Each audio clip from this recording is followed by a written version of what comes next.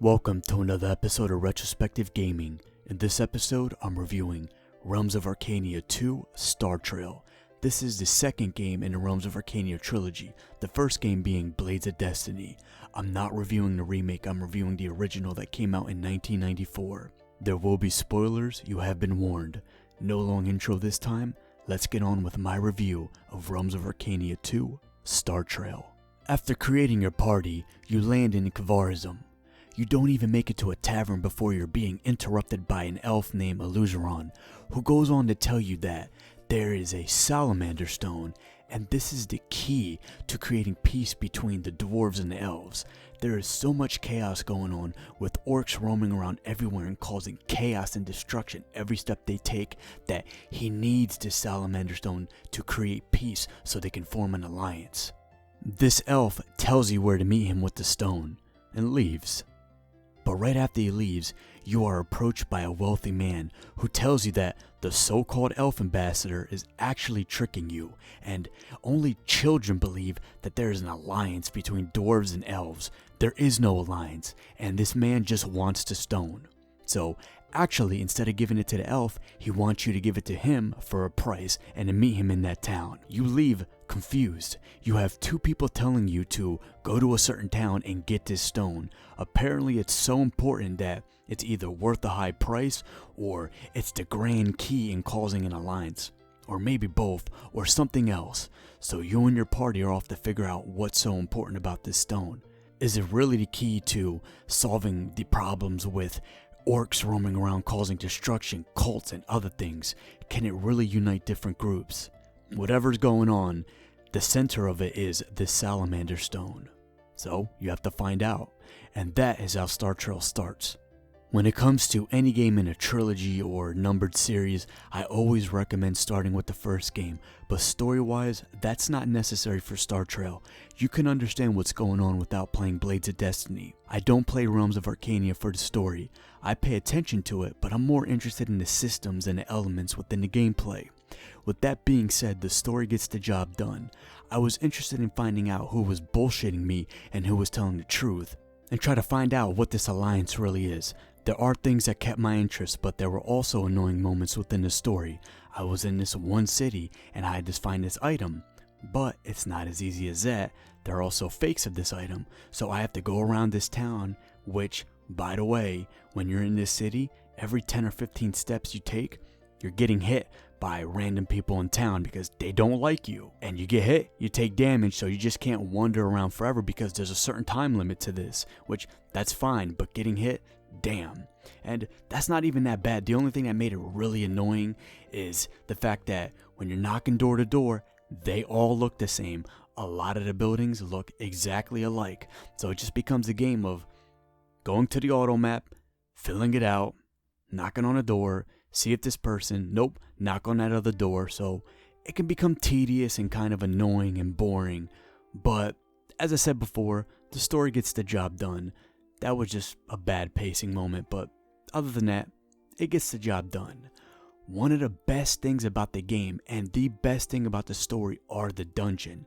There aren't a lot of them, I think there's only 3, but they are well done. The first dungeon you find has over 4 different floors with different objectives that ranges from simple things like pressing a switch to finding a hidden room where you have to answer a question for an annoying creature, to having a damn fever dream about some blacksmith that grants you knowledge while one of your characters stays in a state of hypnosis, like they took some drugs or something. I want whatever they have.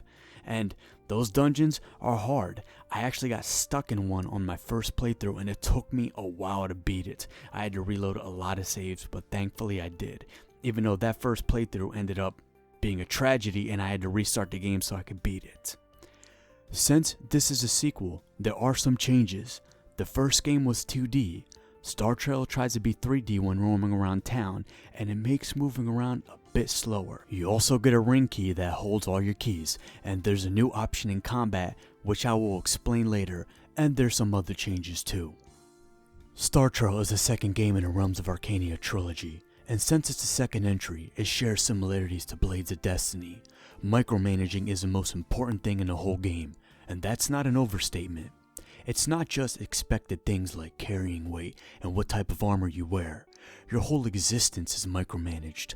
Not only are you fighting against trolls, skeletons, and mages, but you're fighting the elements. When you step outside, of course you have to travel to an area, but in between, you must camp. Quite a bit. And when that happens, just like the real world, when you camp, sometimes you get sick or you get a disease. What, you thought that just because this is a game you don't have to worry about that? This is Realms of Arkania, it doesn't hold your hand. Just like the first game in the trilogy, every part of your character has an effect. And what I mean by that is, if you aren't wearing boots, your character's feet will get blistered when you travel. That affects you. Not wearing a winter coat in cold weather, that affects you. You want to decrease your chances of random encounters? Put some people on guard for the night when you camp. There's a lot of things you have to take for account. When I mean the environment, of course I mean towns and dungeons too. One time I entered one little bumfuck village, and one of my characters got hit by a random arrow, and I tried about 10 different times. I could not avoid this event. My character Fatima got hit by it. She was almost dead because of a lot of brutal camping, so that killed her. Pretty harsh. Another time I tried to get a ring out of a coal pile in this dungeon, and I ended up getting my dexterity taken down by 10, and I needed this ring. Not to mention it took about 15 tries to get this fucking ring out of the coal pile. Another time, and I don't remember why this happened, but I stayed in a town, and I think it was a town that I got kicked out of because of story reasons or just hostile territory. And every 10 steps I kept getting jumped and my characters kept getting hit, and they do a lot of damage. That one was really bad because you're on a timer there, because if you keep getting jumped, you're gonna fucking die. And trying to camp in the middle of a town can be a pain in the ass. In a fantasy land filled with magic and villages, at least I can relate to something. People jumping others. That's a tradition that's as old as cavemen.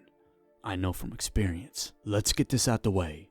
If you're not the type that likes micromanaging, especially when it comes to survival, eating, drinking, disease control, and other stuff like that mixed with an RPG, so you have to do that micromanaging too, you won't like this, and there's no point in trying it, because if you don't like that, then you're not going to like it. You will camp frequently, a bit too frequently for my taste, but I got used to it. There will be lots of diseases that you have to cure and get herbs for, and you will spend a lot of time in menus, and even leveling up takes quite a bit of time, so you have to be really patient. It's a slow burn game. And with that being said, as you can tell, part of the micromanaging is survival, and I would say that it's an even bigger part of the game than combat itself, because you do spend a good chunk of time traveling and keeping an eye on your character's vitals, and it's not forgiving at all. Even one of your characters dying is an adventure in itself. You can make new characters anytime you find a temple in town or traveling throughout the map somewhere, but just because you make that character in that temple does not mean you can pick them up there. I know they did this on purpose, so it makes it a little bit harder. So just because you go to a certain temple and you make a new character to try to replace someone, or just because you think you can make a better character, doesn't mean you can pick them up from there. You have to go to a specific area to get the characters that you make. And that can be a pain in the ass, because back traveling, especially to places that you don't necessarily need to go to, just to get a new character, can be a pain in the ass, because traveling in itself takes time. It's a slow burn game. So keeping your party alive is recommended. And just to remind you how important survival is, it plays to your characters as well. The stats I'm talking about. During character creation, you have positive stats: strength, agility, dexterity, intelligence, and such. We all know about this, but you also have negative stats like violent temper, claustrophobia, superstition, and so on. These things affect your survival. Superstition, for example, affects your magic resistance, so that's combat. But for example, one of my characters, Mort, had a high stat in violent temper, which isn't good. And yes, I named him after the skull in Planescape Torment, and he acts just like him. Now, Mort was a dwarf, and he was used mainly as a fighter, but he was my lockpick guy too. And in Realms of Arkania, when you fail to pick a lock, and your violent temper is high, that character will hit a chest or hit the door out of frustration, which causes a bit of damage to that character. And it doesn't seem like a big deal. Well, most of the time it's not. But sometimes it can really be the difference between life or death. I was stuck in this one dungeon, and you can't escape it till you're done beating it. I'm 5 floors deep. I barely have any food and water, so I'm trying to get out of here as fast as possible. I get stuck on this one lock, and I try like 10-15 times before I get it open. But at least 6 or 7 times, Mort kept hitting himself because he got frustrated, so he banged the door or whatever. And he took a little bit of damage, but he almost killed himself due to self-harm, and I had to save my other character's magic for combat so I couldn't heal him. So I'm 5 floors deep, and one of my fighters is almost dead. That was a real pain. And just to make sure you know what type of game this is, let's say you're low on the swim skill. If you have a character that's low on that, that character ain't gonna be swimming very slowly, or they run out of breath when they're underwater easily. That character ain't gonna jump in the water in the first place, and they will refuse. I learned this lesson jumping across a pit. Because some of my characters had a low skill, I forget which one it was, only 3 of them wanted to jump across the pit so I can get to the door. So that was a pain in the ass. This game's not gonna pat you on the back, it's not gonna give you a mulligan, it's not gonna hold your hand, it's not gonna be like, well, you almost did it, so here you go. No, if you're low in certain skills, it's not that your character's going to be bad at them. They're going to not do it flat out, like ride, swim, or whatever. And you can also split your parties in the game. But when you split your parties, you're still responsible for feeding and making sure the people drink in these parties that you're not controlling. So let's say you're deep in a dungeon and you haven't switched back to the other party that you're not controlling in a while. You're still going to take care of them, and you're still going to be reminded that they're starving. So, yes, there you go. Also, it's the early 90s, and this game lets you control different parties. I mean, you can have one party of a dungeon, and one party of a town, one party waiting somewhere, and all of that. So, having them in separate areas and being able to switch back and forth, I don't know if it's innovative, but it's pretty cool, especially for a series that started in, I believe, 1992. So it's pretty hardcore and unforgiving. Going back to magic, I have to add this. Alchemy. If you put it in the game, there's a lot of possibilities to make different herbs, to make different things that can add on to spells, increase them, whatever, stats and all of that. It can be a pretty interesting thing to do in a video game. But in this game, it's completely useless. I don't think I even used it once. If I did use it, I don't remember it. So it's not useful at all. So that's a missed opportunity. That's another gripe with magic.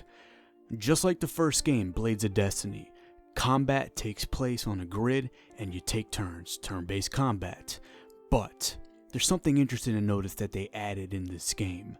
Now, to remind you, this is a series that started out in the early 90s, and Star Trail came out in 1994.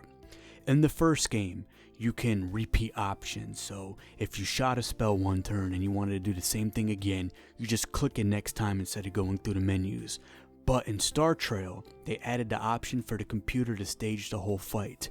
So all you gotta do is click on it. You have the option of whether you want to use magic or not. Then the next 5 or 10 seconds you see the fight play out, who dies and if you won. I guess they added this in there so you can skip easy fights, but it can also be, I guess, somewhat useful if you're in the middle of a fight and you just don't know how to use the right tactics to maneuver around whatever, and just see if you can get lucky with a random shot at the computer doing the fight for you. I don't know if you can really use this to grind in the game. I don't think that this is a series, as far as I know, that you can grind in, because whether you're in a dungeon or you're outside camping, time is against you. The longer you stay outside, the easier it is to get diseases, the easier it is to just be fucked because you're out of resources and you have to march a long way to a near town or temple or whatever. Or if you're in a dungeon, the door's shut behind you. So whatever you came in there with, that's all you got. And it's not like your characters can carry infinite amount of food anyway, so this isn't a game that you can really grind. But the option's there. I don't know how I feel about the computer doing the fights for you. I don't mind repeat option or setting up maybe some little auto stuff. Depending on who you ask, I guess it can be considered a quality of life fix. Since this is a trilogy, the games have things in common with each other, and just like the first game, Star Trail keeps the same spells. There are over 40 of them, and some of them are kinda cool. There's one where you can shapeshift into a wolf, and depending on what type of character you pick, it comes in handy, I would say, almost halfway throughout the game. There's another one where you can purify food, which is different. You can steal AP. There's just some cool spells, but some of them, just like the first game, this is a problem. Some of them are completely useless. I mean, you have a spell where you can freeze liquid. Let me say that again. Freeze liquid. Why? Another spell is you being able to close a chest or a door. What's the fucking point of that? There is none. Unless it's needed in the third game, it is completely useless throughout the whole trilogy. It's not even a shitty spell because at least a shitty spell would have some use. There is no use for this. There's no benefit to doing it. If there was a mechanic that involved sneaking, and this would help you get around without making noises or alerting, whatever, but there's none of that. This spell is completely useless. And this next spell I'm going to mention, it's one of my favorites. Not because it's good, but just because what it is. Terror Broom. What is Terror Broom? It's a spell where you summon a demonic broom and it smacks the shit out of your enemy. Terror Broom. It's fucking useless, but that's hilarious. I don't know why, it just is. I had two mages. One that was in the School of Destruction and the other one that was in the School of Domination. Destruction, it's damage spells, and there's only two of them that you really need because things like Terror Broom or whatever, there's no point to that. And that mage was just good at doing some destruction spells, but their main thing was scaring enemies and getting them to run away. And I did fine with that. I got through the game. Some of the social skills like dance and lie, not useful at all. And I didn't use them in Blades of Destiny either. The only social skill that I really needed was Haggle. As I said before, this is a game that requires a lot of patience. Another minor gripe that I have is it can be tedious at times when it comes to traveling. When you go on a long trip, you do quite a bit of camping. It is constant. There are side areas and random events that pop up to break up how tedious it can feel at times. For example, you can hunt animals, which is extremely useful because finding food is a lot harder than finding water. Some random NPCs pop up, side temples, or an event pops up where you have to hide or confront, cross a river, things like that. There are certain things in there that can break it up, especially when you're on a long trip. Not to mention all the other things where you have to maintain your characters, slip on a rock, use a rope, and all that stuff, but there's just not enough random events in side areas due to how much traveling you do in this game. In the first game, Blades of Destiny, you did travel a lot, and there were random events. But one of the differences between Blades of Destiny and Star Trail is how you travel. In Star Trail, you're doing a lot more hiking than you ever did in Blades of Destiny, because when you look at the maps, in Blades of Destiny, there was large bodies of water, and due to that, you can take a ship. And each ship has their own different schedules depending on what town you're in, what time of day it is, and that at least broke it up a little bit so there's other ways to travel. But in Star Trail, due to the way the map is, there's a lot more hiking. You're doing a lot more walking. And that means there's a lot more micromanaging, a lot more camping in between travels, and just a lot more you have to worry about with your food, your gear, and all that stuff. Which is fine because it's the way Realms of Arkania is. It is a lot of micromanaging and a lot of survival, but I would have liked to see more ways to travel or just something to break up how much walking and hiking you do in this game because it is a lot. Not a game breaker for me, it's just another gripe. Realms of Arkania Star Trail is one of those rare games that did not hold my hand, not even a pinky, and it was one of those games where I had to start over. That's right. Halfway through the game, I realized I hit a wall and there's no way I'm going to progress because of mistakes that I made in party management. And it started all at the beginning because I didn't pay attention as much as I should have when I was making my party. This is not one of those games that you can just half-ass it and expect to get through. There's a lot of things you got to pay attention to. And because of that, and this is one of those games, Halfway through, I couldn't even go back to an old save because my party was just doomed. It was fucked from the beginning, and I had to start over. Now, that is very hard for me to do because I am a stubborn person. I'm like a fucking ox. I'm so fucking stubborn that even if there's a 3% chance of me succeeding in something, I'll take it. If I want to do it, I don't care if it's destined to fail, I'm going to fucking try. That's just how I am. I don't give a fuck. But during my first playthrough, because of mismanagement and other things, I had to realize that there was no way out. And the situation is that I was a little bit over halfway through the game.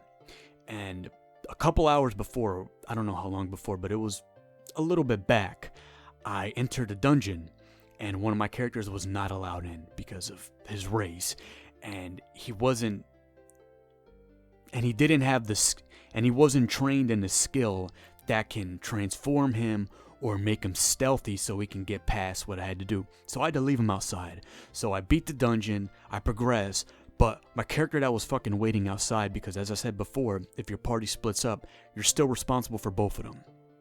They will get hungry, they will get thirsty, even if you're controlling only one party. That character that I had to leave out the dungeon died. So I made another character, but I realized that I had to go back to a specific temple to pick her up. And I couldn't do that because that was a long trip and my party was already bad enough as it is. So I was one less. I didn't have a full party and I needed a full party. And then I just hit a wall where I just was not winning the fights, and I needed that extra character. And not only that, I needed to redo the whole damn party. And going back to an older save was not going to do anything because I was stuck. The point of no return. Story of my life. I botched party creation so bad in my first playthrough, it wasn't redeemable. And that's very rare. It is very rare that I come across a game where you can get yourself stuck. Not go back and load an older save. Not try to fucking replay the fight over and over. I'm talking about stuck and you need to start over. And it's one of the things that I respect about the people who made Realms of Arkania. When they say they don't hold your hand, they don't hold it. As I said before, not even a pinky. So this is one of those few games where I could put on the list and say it made me restart the whole game before I could complete it the first time. And that's because of mismanagement, not holding my hand, and I messed up that party creation. I'm going to say something, and as soon as a lot of you hear it, you're going to be like, no shit, that's very obvious. It is, but I should remind you. Make sure you pay attention to every part of a menu when you play a game because it's easy to miss stuff, and that's what happened here. I was a couple of hours into the game, and when you're traveling you have to constantly pick a direction. North, south, east, west. You have to go with whatever route that you pick. But it doesn't have to be that tedious all the time, always picking one direction. This game, there's a system where you can plan long routes, and that makes it a lot easier to do a long trip instead of constantly picking one direction. And it's one of those things that are convenient without taking away a difficulty from the game or taking away the spirit of the game or dumbing it down. It is a good example of making something convenient. The Realms of Arkania trilogy is only going to appeal to a pretty specific group of people. The type of people that enjoy hardcore computer role-playing. They like micromanaging and survival. And even within the RPG community, it's going to appeal to a pretty specific group. It is unapologetically harsh, and it requires you to have a bunch of patience, and sometimes you might have to restart. You have to learn the system because it's not going to hold your hand. But despite my many mistakes, just like with Blades of Destiny, I figured out why it appealed to some and why it eventually appealed to me. I recommend it. It is a good old CRPG from the old days. Thank you for watching. If you want to get into contact with me, you know how. Leave a comment if you want. You know the deal. Have a great day.